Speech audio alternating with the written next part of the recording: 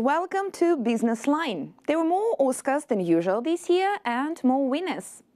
The Lego Movie won nothing, but it still claimed the night. During the performance of the Oscar-nominated song, the producers handed out trophies made of 500 plastic bricks from the toymaker Lego. Oprah Winfrey, Emma Stone and Channing Tatum got their statuettes, and the Danish toymaker became the brand leader across social media, mentioned close to 50,000 times. The hashtag #LegoOscar was a #1 trending topic on Twitter in the US. This show within a show amounted to millions of dollars of free publicity for Lego, while the others had to pay plenty of cash, around $2 million for a 30-second commercial. An interesting fact, 20 Lego Oscars were created by New York artist Nathan Sawaya, who does not work for Lego. We have more on the Oscar business winner in our next story. Lego just keeps on building as the Danish toy maker announces its 10th consecutive record-breaking earnings report. Net profit rose to $1.07 billion as a result of its bricks, boosted by the huge success of the Lego Movie. Lego said sales in Asia were strongest, with growth in Europe and the US running at single-digit figures. The success of Lego is all the more impressive as it comes at a time when traditional toys are coming under intense pressure from new technology and screen-based games.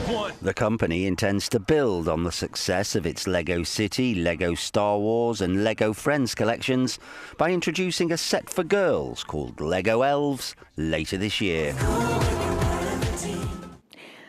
Lego has topped an international ranking of the world's most powerful brands, overtaking the last year's winner Ferrari. The toy maker got a big boost from the Lego Movie.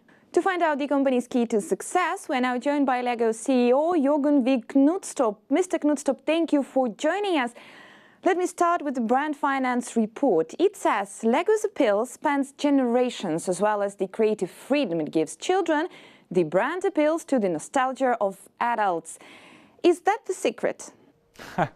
Yeah, I'm not that familiar with the survey itself. Of course, I've seen the headlines of the results, and I think it's a great testament to how emotionally appealing the Lego brand is. That is something I experience a lot when I travel the world and meet Lego consumers, is how passionate they are about our product and brand, and certainly the Lego Movie was another illustration of that. So I think in that I can see that the brand is so emotionally attractive. People love building with Lego bricks, and I think that must be the explanation of why you find the Lego brand as among the most powerful brands in the world. Mr. Knudstrup, thank you very much. Another Oscar winner is Samsung. The company has a well-known history at the Oscars. Last year, Samsung snapped Oscar selfie became the most retweeted tweet of all time. The company's products were also visible at the ceremony this year. But who knows what we'll see in celebrities' hands next year? This is it. This is IT. It's so hard to keep a secret.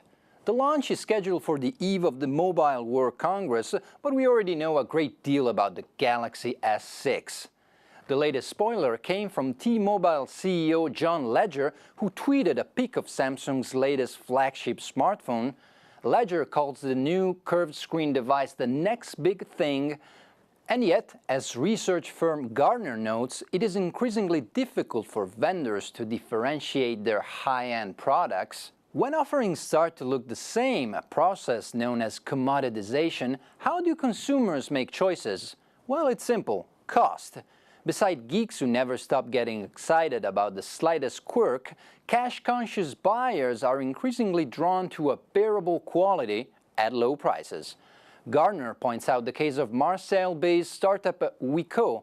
Conceived in 2011, the company is now among the top 5 smartphone sellers in France and recently has been expanding operations across Europe. The keys to success: they produce in China, but they portray themselves as a 100% French company. And they offer affordable products within a price range of between 100 and 150 euros. That was it. That was IT. Cheap is not what Apple is known for. Even though the company calls its iPhone 5C a low-cost model, compared to most, it still qualifies for the high end of the market. The US company has been making lots of money from the iPhones, and it now looks at how to invest some. Apple is to invest 1.9 billion euros to construct 2 data centres in Europe. The fresh commitment will see the new installations powered entirely by renewable energy and create hundreds of jobs. The sites are to be in Athenry on the west coast of Ireland and Viborg in Denmark. The investment will be divided equally between Ireland and Denmark and represent Apple's biggest project in Europe to date. Apple CEO Tim Cook says the project will introduce the company's most advanced green buildings and boost local economies. If you use Apple or Samsung smartphones or tablets, and if you have kids, feel free to give them your gadget. YouTube has released an app for kids. They can have fun while their parents relax, and YouTube can make inroads into the lucrative children's market. Hook them young. YouTube has launched a free app for kids so the nippers can safely view videos produced by some of the biggest names in children's entertainment. Jim Henson Co., DreamWorks Animation and Mother Goose Club are among those on board. The tech-savvy bundles of joy will be able to take a trip down Sesame Street and stand on the footplate as Thomas the Tank Engine chugs through his latest adventure. The app is available on Android devices and Apple's iPad and iPhone. The designers have thought of everything with a, quote, brighter and bigger interface, perfect for small thumbs and pudgy fingers. Now all they need is an app to help parents to get their kids to switch the thing off without the dreaded tantrum backlash. That was it for now. Thank you for watching, and we'll see you next week.